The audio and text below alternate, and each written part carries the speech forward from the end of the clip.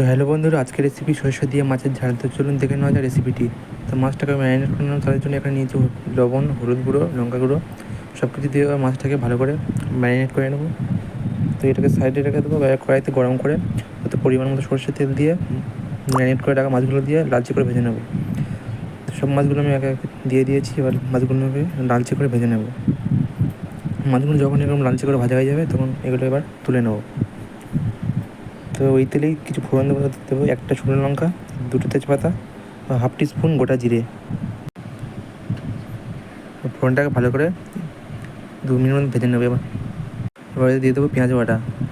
পেঁয়াজ বাটা দিয়ে ভালো করে 3-4 মিনিট ভালো করে কষিয়ে নেব। এবার এর মধ্যে দিয়ে দেবো হাফ টিস্পুন লবণ, হাফ টিস্পুন হলুদ গুঁড়ো, হাফ টিস্পুন লঙ্কা গুঁড়ো, হাফ টিস্পুন ধনে গুঁড়ো। সব কিছু দিয়ে ভালো করে কষিয়ে নেব।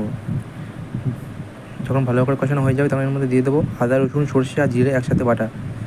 তো এটা দিয়ে আরও 3-4 মিনিট কষিয়ে নেব।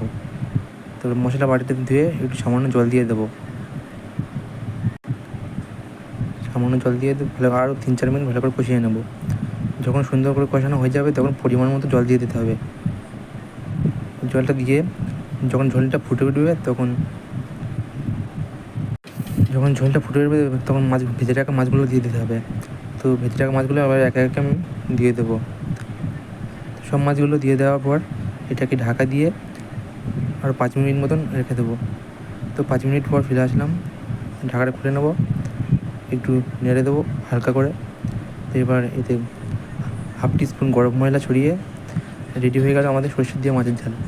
তো ভিডিওটি ভালো লাগলে লাইক, শেয়ার, কমেন্ট এবং চ্যানেলটি সাবস্ক্রাইব করার অনুরোধ রইল।